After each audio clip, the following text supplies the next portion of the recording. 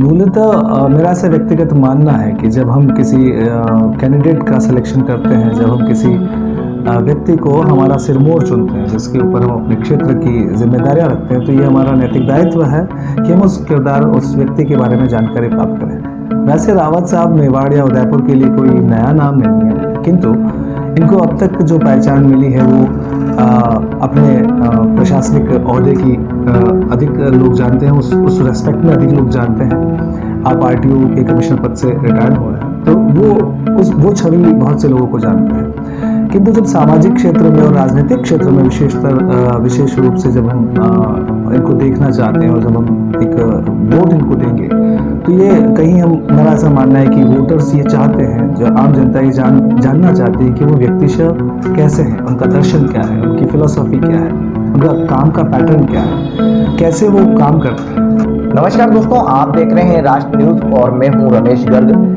राष्ट्र न्यूज के special segment Mewar की बात में आज हम बात करेंगे बीजेपी प्रत्याशी मन्नालाल रावत की।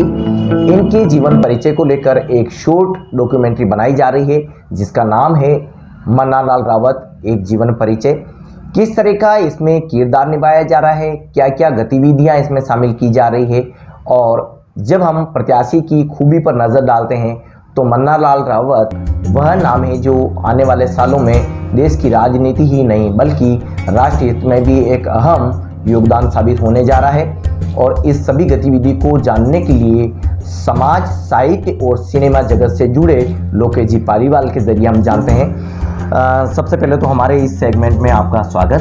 धन्यवाद। और लोकेश जी, हमने नॉमिनेशन की तस्वीरें सारी देखी, अभी 1 महीने का लगभग प्रचार भी देखें, लेकिन प्रत्याशी मन्नालाल रावत की इस डॉक्यूमेंट्री के पीछे का क्या उद्देश्य है और कैसे इसको बनाया जा रहा है, क्या किरदार रखे गए हैं? जैसा कि आपने जानकारी जुटाई कि रावत साहब के ऊपर एक ऑटोबायोग्राफिकल डॉक्यूमेंट्री का निर्माण किया जा रहा है, तो मूलतः मेरा ऐसा व्यक्तिगत मानना है कि जब हम किसी कैंडिडेट का सिलेक्शन करते हैं, जब हम किसी व्यक्ति को हमारा सिरमौर चुनते हैं, जिसके ऊपर हम अपने क्षेत्र की जिम्मेदारियां रखते हैं, तो ये हमारा नैतिक दायित्व है कि हम उस किरदार, उस व्यक्ति के बारे में जानकारी प्राप्त करें। वैसे रावत साहब मेवाड़ या उदयपुर के लिए कोई नया नाम नहीं है, किंतु इनको अब तक जो पहचान मिली है वो अपने प्रशासनिक ओहदे की अधिक लोग जानते हैं, उस रेस्पेक्ट में अधिक लोग जानते हैं। आप आरटीओ के कमिश्नर पद से रिटायर्ड हुए हैं, तो वो छवि बहुत से लोगों को जानते हैं। किंतु जब सामाजिक क्षेत्र में और राजनीतिक क्षेत्र में विशेष रूप से जब हम इनको देखना चाहते हैं और जब हम एक वोट इनको देंगे, तो ये कहीं मेरा ऐसा मानना है कि वोटर्स ये चाहते हैं, जो आम जनता ये जानना चाहती है कि वो व्यक्तिशः कैसे हैं, उनका दर्शन क्या है, उनकी फिलॉसफी क्या है, उनका काम का पैटर्न क्या है, कैसे वो काम करते हैं। तो इन्हीं सारी बातों को मद्देनज़र रखते हुए एक अप्रोच डिफाइन की गई कि क्यों ना अब तक जो रावत साहब को जिन लोगों नहीं जानते हैं, जो लोग उनसे परिचित नहीं हैं, उन सबको रावत साहब से परिचय कराया जाए जी। तो उसी उद्देश्य से एक इनके जीवन पर एक छोटा 22 से 23 मिनट का एक डॉक्यूमेंट्री डिज़ाइन किया गया है, जिसमें इनके जन्म से लेके अब तक के सारे कार्य, कैसे इन्होंने अथक प्रयासों के द्वारा एक जनजातीय समुदाय से आने वाले व्यक्ति ने कैसे कठिन परिस्थितियों में रहते हुए कमिश्नर के स्तर तक के कार्यभार को संभाला, प्रशासनिक स्तर में वो कैसे आगे बढ़े, साथ ही वो पारिवारिक जीवन में कैसे हैं, इसके बारे में हमने जानकारी जुटाई। उनके रिश्तेदार, उनके मित्रों से हम मिले और उनसे राय मशवरा किया कि वो कैसे हैं। कहते हैं कि कोई व्यक्ति कैसा है ये देखना है तो ये जान लो कि उसका नौकर कितना पुराना है या उसके दोस्त कितने पुराने हैं। या हम ये कहते हैं रावत साहब छिपे रुस्तम निकले।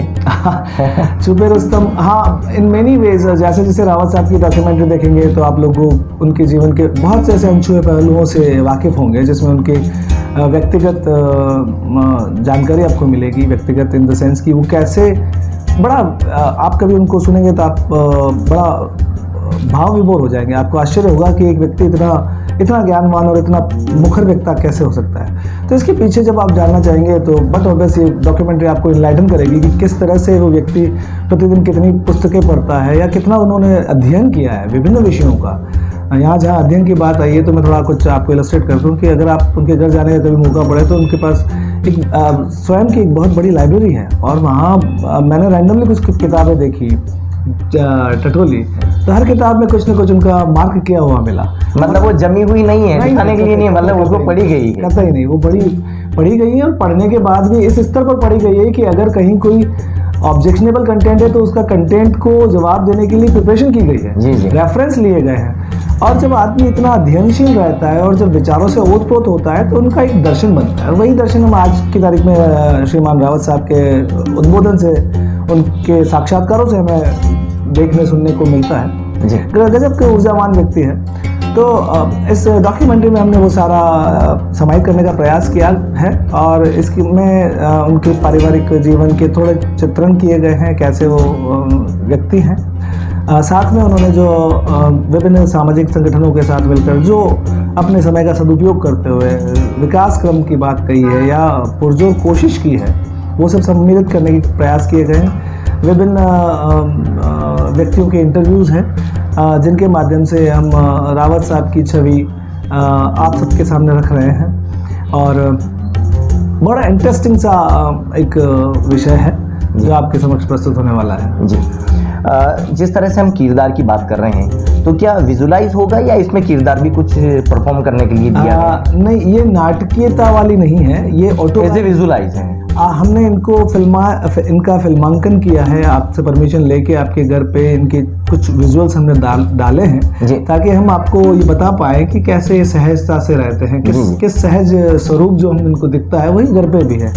बड़ी खूबसूरत बात मैं यहाँ मेंशन करना चाहूँगा कि इतने सरल सौम्य व्यक्तित्व के धनी दिनचर्या पूरी दिखा दी है, और जो अपने कोज हैं, जो पर्टिकुलर कोज के लिए जाने जाते हैं, वो दिखाया है जी, और इनके जो अलग अलग क्षेत्रों में जो कार्य सेवा है वो दिखाया है।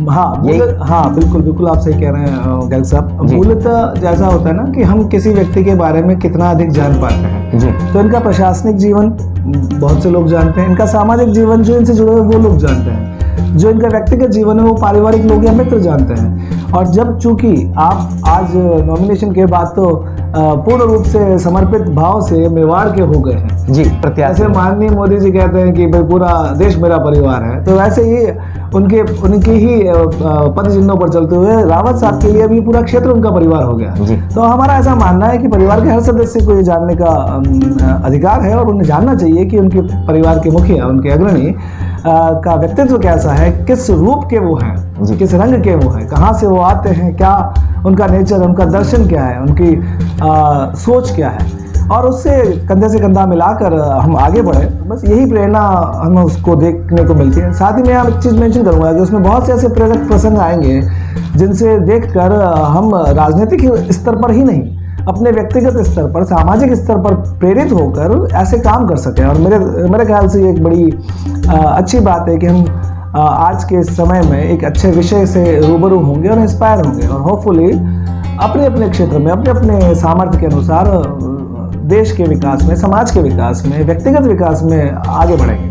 एक परिचय मन्नालाल रावत, ये तो आप कह रहे हैं, लेकिन आपने जो पढ़ा, देखा, और अब आप उसमें शॉर्ट डॉक्यूमेंट्री के तौर पे देख रहे हैं, तो इसका कंक्लूजन लोकेश जी क्या कह सकते हैं? हाँ, देखिए, ये हालांकि मैं अपने सामर्थ्य के अनुसार जितना समाहित कर पाया इस समय में वो कोशिश कर रहे हैं, और हमारी टीम भी बहुत अच्छे से काम कर रही है, लेकिन फिर भी मुझे ऐसा लगता है कि ये एक, जैसे कहते हैं कि सूरज को दिया दिखाने मात्र जैसा होगा, क्योंकि रावत साहब की एक सबसे बड़ी खूबी ये है कि वो डेली लर्नर है, वो रोज सीखते हैं, और आउट ऑफ द बॉक्स उनका जो विजन है, एक नवाचार प्रेमी है, एक प्रयोगधर्मी है।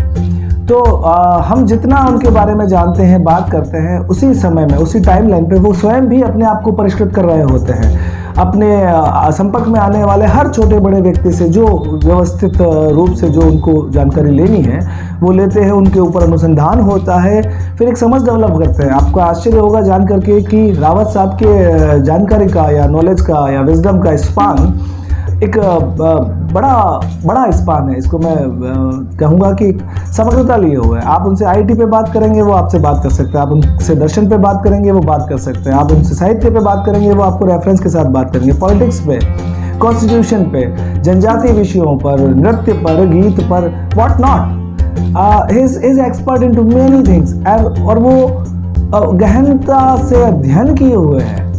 तो ये एक बहुत बड़ी बात है, और इतना अच्छा कैंडिडेट हमें उदयपुर के लिए मिला है, तो निश्चित रूप से हमें बहुत सारी बातें नई जानने को मिलेगी, हमारे विचार, हमारी बातें, हमारी समस्याओं का निराकरण होगा। एक बहुत महत्वपूर्ण बात ये कहता हूँ यहाँ गर्ग साहब की, उनसे जब भी कोई संपर्क में आएगा तो उनसे उनके उस जादू भरे व्यक्तित्व से प्रभावित हुए बिना नहीं रह सकते जी। आप किसी समस्या को लेकर उनके पास जाइए, समस्या के ऊपर 2 मिनट चिंतन और उसके बाद समाधान उपस्थित है, और इतना इंस्टेंट और इतना त्वरित रूप से उस पर डिसीजन लेकर समाधान करना, ये एक उनके बड़ी व्यवहार कुशलता का एक बड़ा गुण है जी। बट अध्यक्ष प्रशासनिक स्तर पर इतने बड़े ओहदे पर आप रहे हैं तो वो कहीं ना कहीं उनसे प्रभावित भी हैं। तो गजब का व्यक्तित्व है, और मैं बड़ा प्रसन्न हूँ कि ये मौका मिला कि चूँकि हम पिछले 15 वर्षों से हम एक दूसरे से परिचित हैं, और हमारा परिचय भी साहित्य और दर्शन की वजह से ही है जी। तो उनके ही कुछ दिखाए हुए विषयों पर हम लोग साथ काम कर रहे हैं, उनके मार्गदर्शन में काम कर रहे हैं, जैसे चाहे वो गवरी हुआ, चाहे मानगढ़ हुआ। और आप देखें उनके कहीं ना कहीं उनके मूल प्रयासों का ही नतीजा है कि माननीय प्रधानमंत्री मोदी मानगढ़ उपस्थित हुए थे जी। मतलब आज़ादी के बाद शायद प्रथम बार ही कोई प्रधानमंत्री स्तर के व्यक्ति जो है मानगढ़ इतने बड़ी जगहों पर पधारे जी। और एक जो इतिहास में छुप गई थी वो बात, वो उन्होंने वापस उजागर की। यहाँ स्पेशली मेंशन करना चाहूँगा कि जनजातीय विषयों को लेकर आपका जो थॉट है वो बहुत गजब है, कि लोक नायकों से जिनसे हमें प्रेरणा मिलती है उनको लेकर हम बाहर आए, उनको हम उजागर करें, तो समाज में एक नवाचार होगा। समाज जो दिशाहीन भटक रहा है, जो युवक हैं, उनको एक आइडल मिलता है, एक आदर्श मिलता है कि हम जिस भी वॉक ऑफ लाइफ से आते हैं, हम अपने से अगर कुछ करना चाहें तो ज़रूर कर सकते हैं। हमारे बुजुर्गों ने किया है, चाहे वो राणा पुंजा हो, चाहे गोविंद गिरी हो जी। अच्छा, ये निर्माणाधीन जो डॉक्यूमेंट्री है, अब दर्शकों को इस बात का भी इंतजार है कि कब ये आ जाएगी, तो कितने दिन और इसमें लग जाएंगे ताकि इसको सब देख सकें? हम कोशिश ये कर रहे हैं कि पहले सप्ताह ऑफ अप्रैल में इसको कंप्लीट करके दर्शकों तक पहुंचा दिया जाए, ताकि अधिक से अधिक लोग इसको देखें। और माध्यम भी इसीलिए हम इसको इंटरनेट के माध्यम से प्रसारित करना चाह रहे हैं, जिसमें आप सबके चैनल का भी हम सहयोग लेंगे, आप उसको अधिक से अधिक लोगों तक पहुंचाएं।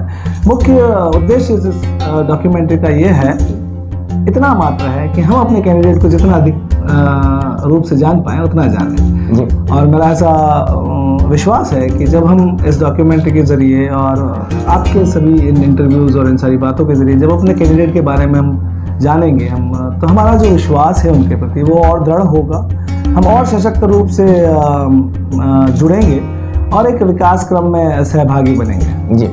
दोस्तों देखिए, माँ सरस्वती का जो आशीर्वाद है हर किसी पर नहीं होता है, लेकिन मन्नालाल जी रावत के साथ ये संयोग है कि माँ सरस्वती का हर पल आशीर्वाद साथ में रहता है, और इसी की बदौलत जो एक घर के अंदर बहुत बड़ी लाइब्रेरी बुक्स की देख सकते हैं। ऐसे में उदयपुर शहर का रीडरशिप का रेशियो हम देखते हैं तो 5 से 7% आता है, लेकिन ऐसे लोग भी है जो देश के लिए एक बहुत बड़ा उदाहरण भी साबित हो रहे हैं। अब ये डॉक्यूमेंट्री बहुत जल्द आने वाली है, लेकिन राष्ट्र न्यूज़ पर सबसे पहले जो सबसे अहम और सबसे सटीक और सबसे लेटेस्ट जो जानकारी है वो यही है कि मन्नालाल जी रावत पर एक शॉर्ट डॉक्यूमेंट्री बनने जा रही है। आप इस कंटेंट को लेकर क्या सोचते हैं? मन्नालाल जी रावत के बारे में अभी तक आपने सुना है, हर कोई मन्नालाल जी रावत से यूं रूबरू नहीं हुआ है, चाहे वे पब्लिक डीलिंग डिपार्टमेंट में रहे हैं, लेकिन अब जब चुनाव का वक्त है तो इस सब गतिविधि को लेकर आप क्या सोचते हैं और राष्ट्र हित में आपका क्या योगदान होना चाहिए? आप भी फैसला इसी कंटेंट को लेकर जरूर करें, एक राय जरूर हमारे कमेंट बॉक्स में दें, और एक नए कंटेंट के साथ फिर मुलाकात होगी। तब तक के लिए धन्यवाद।